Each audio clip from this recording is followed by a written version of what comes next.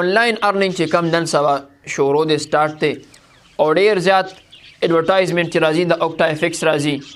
د Forx راځي د ټرینډینګ ویب سایټس راځي چې کمایي کوي آنلاین آنلاین کمایي ارننګ لپاره ډیر زیات اشتهارات شروع دي لیکن په اسلام کې دې څه حکم دي څه حیثیت لري زموږ ډیر مسلمانان روډیان هم په دې کې مبتلا دي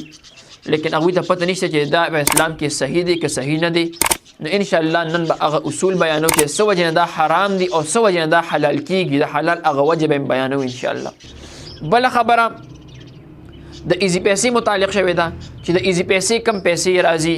بونس په شکل کې یا نور سہولیات مهیا کوي دا څنګه دي جائز دي او جائز نه دي. हाँ एड्स पर पैसे कमाना कैसे है वजाहत फरमाए. نو کم چې OctaFx یا Forx یا ټرینډینګ نور ویب سایټس دي په هغه کې چې کمایي انسان کوي نو هغه داسې ډایرکټ نه هغه دی سونه خرڅوي ډایرکټ آنلاین مارکیټ یا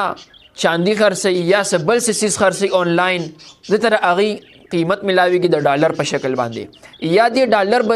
ورکوي یا که نن د ډالر څه ریټ دی په هغې باندې دی بل کس له هغه ډالر ورکوي یا کرنسي بدلوي نو د لپاره دا څنګه دی. نبی کریم صلی الله علیه وسلم ارشاد مبارک دی چې هغه څیز خرڅول چې پستا په خپله قبضه نی راغلی فزیکل قبضه پستا نی راغلی هغه څیز مخکې فارورډ کول دا ستا لپاره حرام دی. اوس وکې ده چې دا پیغمبر علیه الصلاۃ والسلام فرمایي چې فزیکل قبضه په مبیعه کې قبض کولو کې په بیع او شرا کې دا شرط دی دا به خامخا پکې ویږي نه کمایي دی حرامه ده. اوس په ټرینډینګ ویب سایټس کې OctaFx Forx کې دی کس چلی نن چې د سونی کم ریټ دی دا کس د سونی چې کم ریټ دی په دغه ریټ باندې سونه خرڅي په دی بل کس باندې چې د په خرڅ کو دوا غشتو چې کم قیمت کیږي هغه ولا ورکړو اوس د ډالر ریټ اوخت نو چې د کم قیمت ورکړې دی نو چې کم ډالر خطلې دی کم زیاتی کیږي هغه دل واپس ورکړي یا ډالر را پرې وته نو ته کم ملو شوي نو چا چې مبیعه قبض کړی دا سونه قبض کړی دا نو د ډالر را پرې وته هغه له کم ملو شوي نو دی به نورې پیسې ورکوي او هغه ته به خپل قیمت هغه برابروي لیکن دی به سوچ کوي دی فرض کا ذهن کې دا راولي چې دغه چاندي چې کومه ده سونه چې کومه ده دا ما قبض کړه او دا بل ذهن کې دا راولي چې د ماله کم ډالر راکړه کم کرنسي راکړه هغه ما قبض کړه زما په هغې باندې قبضه راله لیکن داسې نه ده قبضه دې ته نه وایي چې ستا اکاونټ ته به راغلې ستا پې قبضه راله تا فرض کړه چې بس دا زما پیسې شوې نه چې فزیکل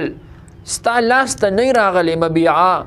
یا پیسې کرنسي ستا لاس ته نه راغلې دا ستا قبض کې نه راځي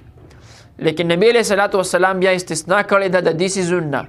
که چېرې د دې څیزونو هغه قبض هم نشي نو بیا هم دا حلال دي د کم څیزونو د ځمکې شو د فلاټ شو د غیر منقولي اشیا غیر منقولي اشیا دې ته وایي یعنې چې یو ځای نه والا بل ځای ته هغه نه منتقل کیږي یعنی مستقل په هغه ځای باندې پروت وي لکه ځمکه مرله دوه مرلې موږ خرڅو یا بل ملګری یو کس لی ورکوي خو داسې نه کوي چې دا ورکي دا والا ستا هغه مبیعه داسې نه کوي بلکې هغه لیکل ورسره وکړي سټام ولیکي چې دا ستا پیسې او دا هغه ځمکه والا داسې کوي داسې خو نه کوي چې دا والا او کور ته یوسه نه دا غیر منقولي اشیا دي دا د یو ځای نه والا بل ځای ته هغه نه ځي نه منتقل کیږي د دې شیزونه علاوه په منقولي اشیاو کې چې کم د یو ځای نه بل ځای ته نقل کیږي مثال په طور موبایل وغیره ګړۍ شوه کمپیوټر لیپټاپ وغیره د دغې هغه سیل کول دغه خرڅول د قبض نه مخکې دا صحیح نه دي ستا پې قبضه نه ده راغلې ته دا مخکې نشي فارورډ کولی چې کله پې ستا قبضه راشي بیا ته مخکې فارورډ کولی شي دا د آنلاین ارننګ متعلق چې دا صحیح نه دی چې تر څو پې ستا قبضه نه وي راغلې اوس دا به صحیح کېږي څنګه نو صحیح کېدو صورت یو دا دی چې ته هغه بایع سره بایع هغه چاته وي چې کم یو څیز خرڅي مثلا موبایل لی نو چې کم کس یې خرڅي هغه د بایع وي څوک چې اخلي هغه ته مشتري وي نو چې دا بایع د چا چې موبایل لی په مشتری باندې چا باندې چې خرڅي هغه له دا موبایل ده ورکوي لیکن یو کس راشي چې هغې بایع ته ووایي چې ستا طرف وکیل شوم او ستا دا موبایل به په پلانکي باندې زه خرڅ کړم او هغه سره بایع سره خپل کمیشن هغه مقرر کړي چې ماله به دومره پیسې ته راکړي نو که دغه وکیل دغه کس نه دا موبایل واخلي او دغه وکیل بیا هغه مشتری له دغه موبایل ورسي او هغه ول پیسې ورکي، نو دا یو صورت بیا صحیح کیږي. چونکې بایع نه د واغشت موبایل د په قبضه راغله، د ملک راغی، د یوړو هغه مشتری له ورکو، مشتری ته وی پیسې راکه موبایل والا الته په د قبضه رااله، نو دا صورت ته صحیح کېدو صحیح دی چې دا کمایه دوس حلاله ده، وکیل جوړ شو دا حلال ده د لپاره. او کنه دغه وکیل هم آنلاین دغه کوي، آنلاین سیل کوي، آنلاین خرڅي، د لپاره بیا دغه نه صحیح کیږي. بل خبره د ایزی پیسې متعلق شوی ده چې د ایزی پیسې کم پیسې راځي بونس په شکل کې یا نور سہولیات مهیا کوي، دا څنګه دی، جایز دی او جایز نه دی؟ حضور نبی کریم صلی الله علیه وسلم ارشاد مبارک دی کل قرض جر نفع فهو ربا. هر هغه قرض چې تا پسې نفع راوړي، فایده راوړي، تا له ګټه درکوي، هغه قرض باندې چې هغه کم پیسې راځي، نفع راځي، دا حرام دی، دا سود دی. نو سود آلریډي حرام دی، صریح حدیث مبارک کې دی